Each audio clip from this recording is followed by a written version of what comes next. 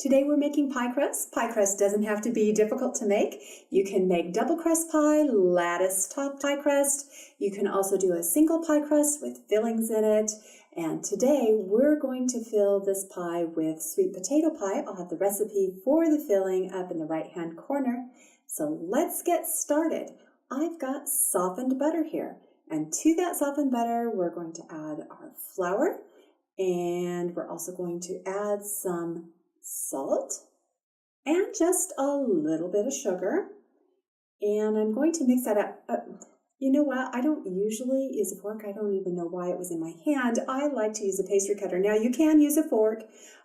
Choose the tool you like best, but I have a pastry cutter. I do prefer to use that.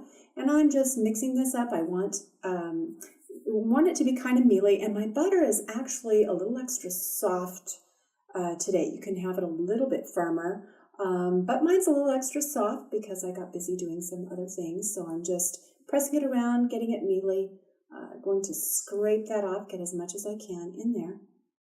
And now I'm going to add water. And I've got some ice cold water here. I'm going to add about a tablespoon at a time. I need about 3 to 5 tablespoons. I know that's a big range. I'm going to start with just 3. Because better to add a little bit more than have too much. And then I'm just going to start pressing this together, get it formed in a ball. If I did get too much water, I'd add a little more flour, but I'm going to lose out on the crustiness of the pie crust. So this is coming together pretty well, just pressing that. And now I'm going to add just a little bit more water. And there, that's really good. Now you can see it coming together a little bit better. Now I'm just going to go ahead and scoop that up and roll it in a ball. Now sometimes I don't use a fork, sometimes I use my fingers. I do take my rings off if I'm going to do that, so it's not a big mess to clean up. There we go, a nice ball of pie crust right there. And now I'm going to dampen my surface. It looks really wet on this video. It doesn't have to be quite that damp. But I'm going to take wax paper and I want it to stick to my surface so it's not moving around. Then I will put my lump of pie crust right in the center.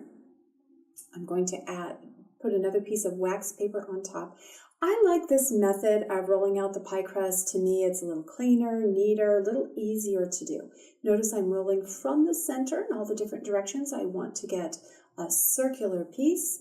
And let's see. Yep, that's going to fit my pie crust. So now I'm going to flip this over because sometimes I get some big creases in here and it's a little difficult to take it off.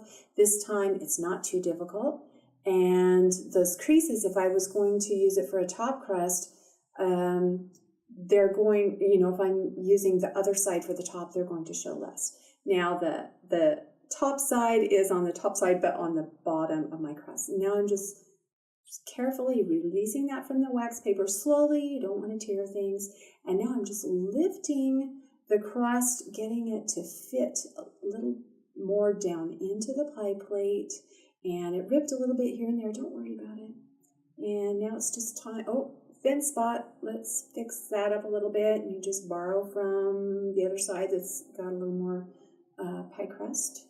And just kind of fix it there. And now we're going to just make a neat edge by folding and pinching together. We're doing it roughly at first, and then we'll come around and make it really neat and finish it off nicely.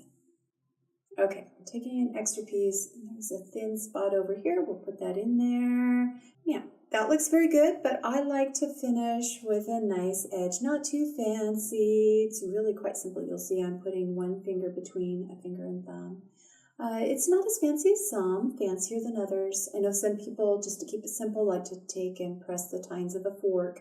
Just press along it all around the edge. That's typical to see that kind of a crust when you go to a restaurant and purchase a piece of pie or maybe a whole pie, but hey, you can make your own. So anyway, just gently work that. It's not going to take a lot of time. Just be gentle. Gentle with your pie crust. Oops. There we go. All right.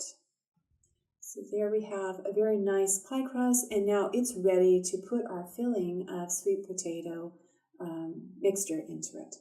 If I were to bake this pie crust by itself and then add a filling like a coconut cream or chocolate cream, then I'm going to prick it with a fork all around and bake it for 425 degrees. I'm also going to line it with foil and use like pie weights. I just use pennies on top of the foil all over to kind of keep it pressed down so the pie crust doesn't bulge up. You don't want the pie crust rising out of the pan. I bake it for about 10 minutes and then remove that foil and bake for about another 8 to 10 minutes. For a double crust pie, when there's filling inside, I'm baking at 425 for about 25 minutes and then reducing the temperature to 350 degrees and baking for another 20 minutes. Now, on our sweet potato pie, I do something just a little different, so you want to check out that recipe.